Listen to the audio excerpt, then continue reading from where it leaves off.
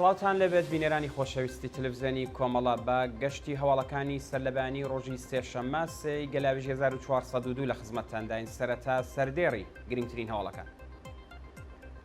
کۆبوونەوەی خانەنشینکراوانی مخابەرات لە کوردستان و ئێران، کۆبوونەوەی خەڵکی خۆی لە بەردەم فەرمانداری، هێرشی هێزەکانی حکوومەت بۆ سەر ماڵی هاوڵاتیەک لە گوندینەی، گیان لە دەستانی دوو کرێکار لە سەقز و پاڵاوگەی بیتبۆلەندی کەنداوی فارس، کەمەندانبوونی هاوڵاتیەک بەهۆی تەقینەوەی مین لە پیرانشار، کۆبوونەوەی دانیشتوانی گەڕەکی ساڵحیەی ئەهواز دژ بە کەماوی، درێژەی مانگرتنی کرێکارانی مەعدەنی چادۆرمەلووی یەست و خۆپیشاندانی هەزاران کەسی خەڵکی ئیسرائیل دژ بە دەوڵەت.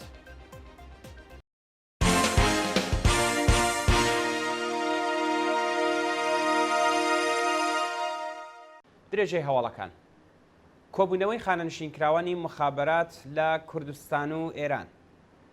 ڕۆژی دووشەممە دوی مانگی گەلاوێژ خانەنشینکراوانی مخابەرات لە ڕۆژهەڵاتی کوردستان هاوکات لەگەڵ خانەنشینکراوانی شارەکانی دیکەی ئێران دەژ بە دۆخی خراپی مەعیشەت کۆبوونەوە. بەپێی راپۆرتەکان خانەنشینکراوانی مخابەرات لە شارەکانی سنا، کرماشان، ورمێ، ئیلام، تەورێز، مەشهەد، تاران، ئیسفەهان، ئەهواز، قەزوین، ساری، ڕاشت، بەندەرەباز، زەنجان و چەند شاری دیکە بەپێی ڕەواڵی هەر حەوت و دژ بە خراپی دۆخی مەعیشەت خۆپیشاندانیان کرد. خانەنشینکراوان خوازیاری چوونەسەرەوەی حەقدەست و مەزایە بە پێی هێڵی هەژاری بەکردەوە دەرهاتنی گەڵاڵەی هاوساندسازی و دابینکردنی بیمەی تەکمیلی بوو. کۆبوونەوەی خەڵکی خۆی لە بەردەم فەرمانداری. ڕۆژی دووشەممە دوی مانگی گەلاوێژ دانیشتوانی شاری خۆی لە ناڕەزایەتی بە قەتعی بەردەوامی ئاو لە بەردەم فەرمانداری ئەو شارە کۆبوونەوە.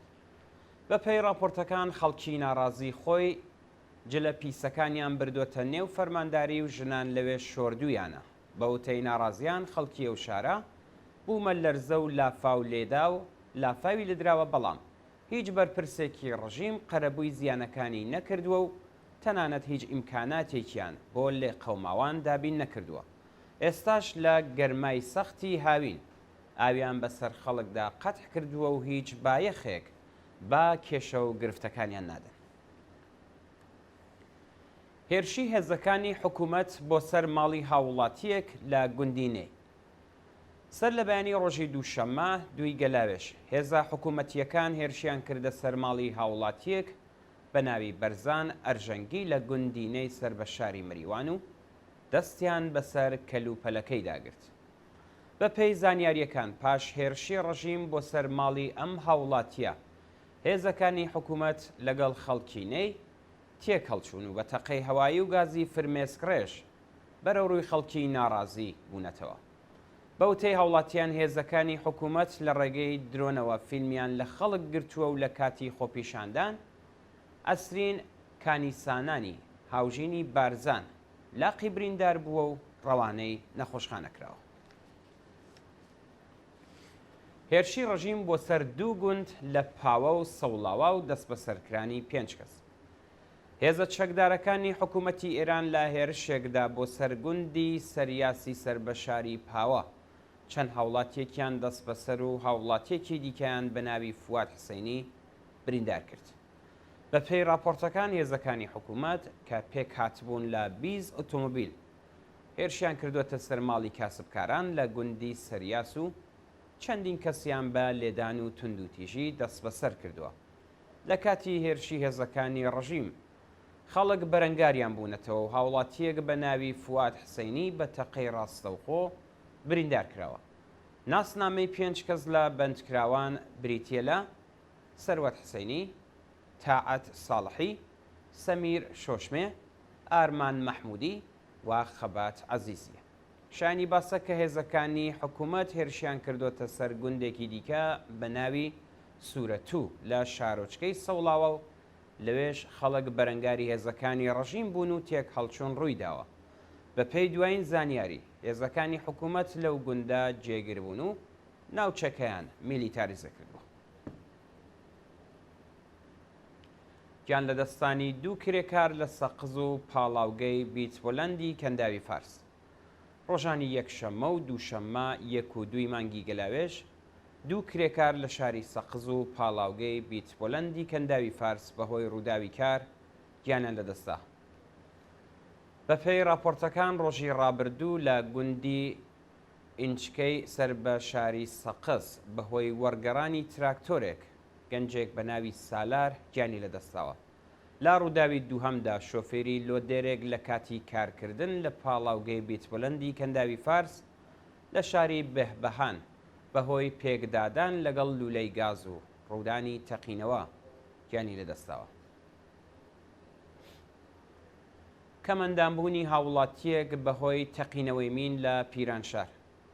ڕۆژی دووشەممە دوی گەلاوێش ئاژەڵدارێکی خەڵکی گوندی قڕوچاوی سەر بە پیرانشار بە ناوی سەید کەیوان سەیدپوری تەمەەن 30 ساڵ بەهۆی تەقینەوەی مین کەمەندان بوو. بە پێی زانیاریەکان ئەو هاوڵاتیە لە نزیک پایگایەکی کۆن سەرقاڵی شوانی بووە و مینێکی چێندراوی سوپای پاسداران پێیدادا تەقیوەتەوە.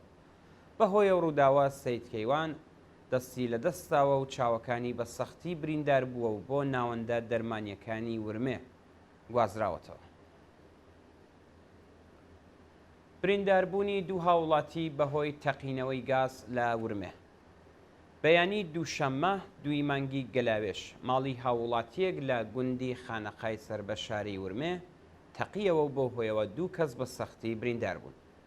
بەوتەی هاوڵاتیان گازی ئەلەمەکی ئەو خانووە دزەی کردووە و لەگەڵ هەڵکردنی ڕۆشنایی لەلایەن خاوەن ماڵ تەقینەوە ڕوویداوە و 2 کەس بە سەختی بریندار و ڕاگوێزی نەخۆشخانەکراون. هەروەها 11 خان و چەند ئۆتۆمۆبیلی نێو ئەو گەڕەکە زیانیان پێگەشتووە.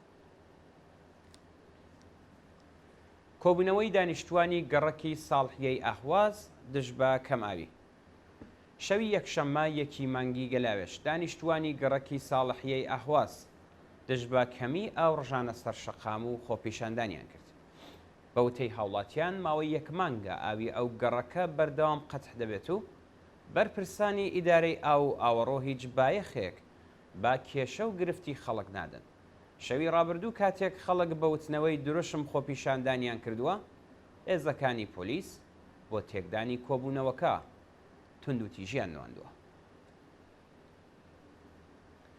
درێژەی مانگرتنی کرێکارانی معدەنی چادۆرمەلووی یەست. کرێکارانی معدەنی چادۆرمەلووی یەست ڕۆژی دووشەممە 2 گەلاوێش بۆ دووهەمین ڕۆژی بەردەوام لە ناڕەزایەتی بە جێبەجێ نەکردنی داخوازیەکانیان مانیان گرت.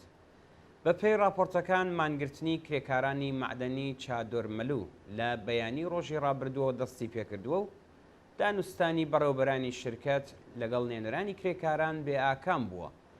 کرێکارانی ناڕازی خوازیاری چوونەسەرەوەی ئاستی حەقدەست و مەزایە بەکردەوە دەرهاتنی گەڵاڵەی ڕیزبەندی پیشەکان و هاوسانسازی حەقدەست، پێدانی تەواوی سەهامی شرکەتی سەها و دابینکردنی بیمەی تەکمیلی بوو.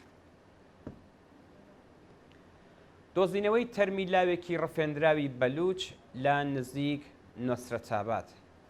پاشڕفاندنی سێلاوی بەلوچ لە مێحوەری چابەهار بۆ ئێران شار لەلایەن بەکرێگیراوانی حکوومەتەوە ڕۆژی دووشەممە 2 گەلاوێش تەرمی یەکێکیان پاش 49 ڕۆژ لە نزیکی نۆسرەتاباد دۆزرایەوە. بە پێی راپۆرتی کەمپینی چالاکانی بەلوچ، سێلاو کە ناسناوی 2 کەسیان بریتیە لە عەلی ئەکبەر شەهبەخش تەمەەن 34 ساڵ و دانیشتووی زاهیدان و ئێلیاس ئانشێنی تەمەەن 30 ساڵ ڕۆژی 14 جۆزەردانی ئەمساڵ لە مێحوەری چابەهار بۆ ئێران شار لەلایەن بەکرێگیراوانی ڕژیمەوە ڕفێندران پاش تێپەڕبوونی 49 ڕۆژ تەرمی یەکێک لەو سێلاوە بەلوچە کە هێشتا ناسناوی ئاشکرا نەکراوە لە نزیکی نۆسرەتاباد دۆزرایەوە و چارەنووسی دوولاوی دیکە ناڕوون و نادیارە. دوا هەواڵ خۆپیشاندانی هەزاران کەسی خەڵکی ئیسرائیل دژ بە دەوڵەت. ڕۆژی دووشەممە 2 گەلاوێژ و هاوکات لەگەڵ دەنگدان بە لایەحەی چاکسازی قەزایی دەوڵەتی ڕاستگەرای بنیامین نەتانیاهۆ هەزاران شارۆمەندی ئیسرائیلی لە ئۆرشەلیم و تەل ئاویۆ ڕژانە سەرشەقام و خۆپیشاندانیان کرد. بەپێی راپۆرتەکان لایحەی چاکسازی یاسای قەزایی ئیسرائیل بە 64 دەنگی ئەرێ و وێڕای ناڕزایەتی چەند مانگەی خەڵکیە وڵاتە پەسەند کراوە. خەڵکی ناڕازی دەرگای پارلەمانیان داخستووە و شەقامەکانی دەوروبەری کێنسەتیان بەستووە. هەرچەند پۆلیس هەوڵی خۆیدا کۆبوونەوەی خەڵک تێک بدات، بەڵام نەیتوانی و هەزاران خۆپیشاندەر بە وتنەوەی دروشت دژایەتی خۆیان لەگەڵ دەوڵەت نیشاندا. بینەرانی خۆشەویست، گەشتی هۆڵەکانی سەردەبانیتان پێشکەشکرا، لەگەڵمان بن بۆ بینینی درێژەی بەرنامەکانی تەلەڤیزیۆن